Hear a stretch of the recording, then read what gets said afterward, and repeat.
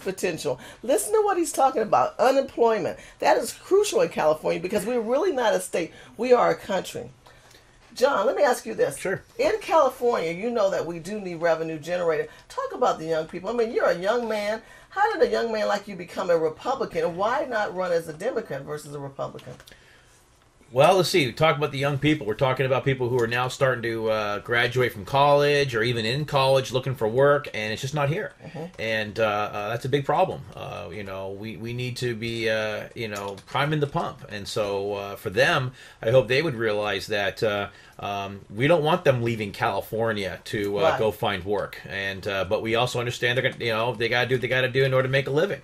And so one of my goals is really trying to fight for that, what I call unclog the job creation engine and get those jobs here. But because I want my UCLA fans, people in USC and Cal State and everybody else, and I want them all as new thing. So I like the Bruins so much I married one, by the way. Oh, wow. But my father's on the Marshall board, so I got USC, UCLA all going in my area. I'm a USC girl, so we'll still love you anyway. So that's okay. I'm a Naval Academy grad, so I root. But now you're a Republican. Why? That's right. What the hell? How did you become a Republican? Well, I became a Republican when I did look at the different parties and things and said, you know what, I am for limited government. I do believe in the Laffer curve. It says that when you lower taxes on business, that actually creates the revenues that will eventually, actually increase. And so, it's been tested time and time again, that increasing taxes does not increase revenue. Okay, no matter how much slow your roll. Okay. Increasing taxes does not increase revenue. Wow. So that's I don't know how many times we have to keep proving that. That's the. But why do they say that? Tell me why. Well, because the difference between liberals and conservatives is this: liberals believe that the number of people that will stay in a system when you raise taxes is a constant. They believe that they'll all stick around. They believe that so they do this very linear math that says that, hey, if we add a 1% tax on this amount of transaction, this amount of business, we're going to get this much money. And that's how they justify it. Well, conservatives, whether you're a Republican or whatever, fiscal conservatives understand that people have the opportunity to either buy less, go somewhere else to buy, okay, or if they're running a business, they have to decide what they're going to do to make up for that. Do they make up for, if they have to pay increased business taxes, do they transfer it to consumers? They can? Okay, great. Now the consumers are paying it. If they can't transfer it to consumers, they have to figure out, are they going to cut staff, cut whatever benefits or quality of their product? They got to make ends meet. But this is capitalism does work. But John, this is why I'll be an advocate here. There's some people who don't like politics. I mean, what you're talking about is great. But they go, how does that really affect? How does this affect me? I mean, if you're unemployed and I got a job, I don't care. If you're employed, you have a job. And your neighbor doesn't. I don't care. What do I care about what you do? Well, you need to care about what's going on because you have a job. Yes, today. And nothing is guaranteed. What's guaranteed? Death and taxes, and that's about it. Okay, but I want to make sure that tax guarantee is lowered. I can't do anything about death, but I can do something about the other half. Taxes is lower. Well, gas is going up. Sarah Palin, mentioning Sarah Palin, who talked about Still Baby Still, the Still Baby Still movement. For those who don't know, Sarah Palin is not happy with President Obama and how he's using his tactics regarding the oil movement. Apparently, President Obama is trying to seem like he's a little bit more conservative on the Republican side. He's just okay drilling offshore everywhere in the goddamn world. But what else do you want? He did it 15 years from now. No, there's a catch. I actually read the fine print. Read the fine print. Right, I don't like it. I don't like it. Here's the deal. I wish it was that great. I wish it was just, I'm opening up drilling and now I'm all drill, baby, drill. Okay? What he's done is he has said, well, in exchange for drilling offshore in 15 years or whatever, he's taking away the permits that are currently in place. Okay? So you need to read the fine print.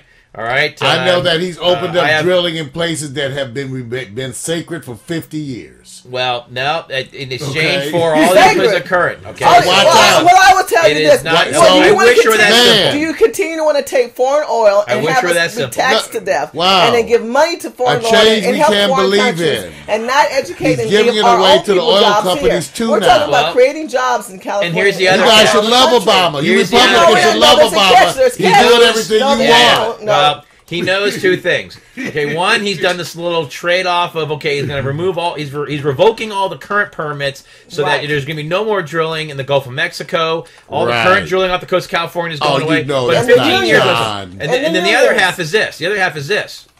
He knows that he can make all the promises like that in the world because Nancy Pelosi and Harry Reid are not going to make it happen, okay? So if you really want to hold him to that and see if he's really gonna do that, put the Republicans in power in Congress and have them put that bill on his desk, because right now his attitude is, I can make all those promises in the world because that bill will never make it to my desk. And I won't have the tip to decide. Is it not a victory that the president makes that kind of a promise? No offense, as your leftist opposition guy, well, I'm sickened by that. I'll put it on the show with the transparency promise. You know it's a win. All these guys are promises, right? Look at John. Add it to the shelf. Look at John. He's smiling. Just like we did with the last port. Because there's so many of these promises. It's like, look, the health bill had so many hooks in that bill that now that we're dissecting this health care bill, we're seeing there's issues. The same issues are going to come along when it comes down to this drilling. They're not telling you a lot of things. So we're going to have a drill specialist on here talk about that. When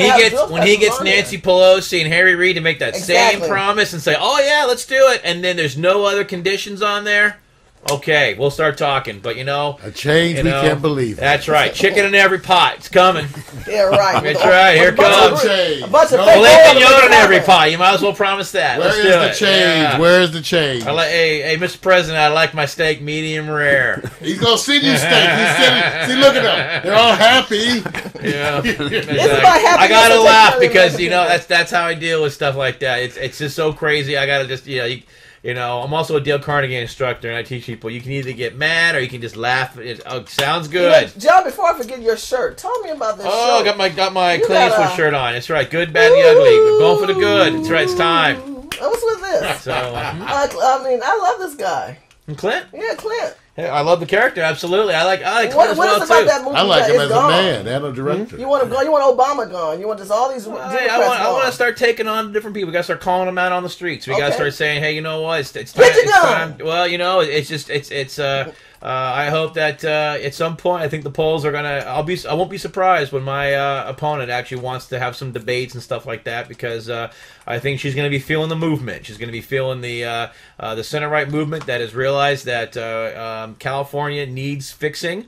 There's a big difference between when unemployment's at 3.5% and when it's at 13.5%. And I am fighting for those people. You don't have to be a Republican to vote for one. The Republicans are stating that they're going to make major changes in November because of the new election, and a lot of candidates are running all across the state. You realize that Hip-Hop Republican, be quiet. HipHopRepublican.tv and .com is watched nationwide, and I really want to mention this because the funny part is that a lot of people don't identify that the President Obama is looking at putting probably be two more bills soon. It's the drill issue and the amnesty bill. Ooh. And, those are really could be two ugly issues or two great issues on how they're addressed. I mean, John, how do you feel about that? Do you feel that the Republican Party has strategy in their movement on Obama or even on the local state level? Well, I think, like you mentioned earlier, because Republicans tend to want to read more and actually dig down into the fine print. Unlike those Democrats that rather don't than read just more. read the byline that hey, the tagline says this. I believe it sounds good. We need to dig in, and we were talking about the drilling issue already, but with the amnesty issue, Meg Whitman is considered similar by many people to Obama's policy. Who's this? Meg Whitman. I mean, your Republican candidate, Steve Poizner, has accused her policy. That's not true. And her policy and Obama's policy are being the same. Well, when you get on a desperate train,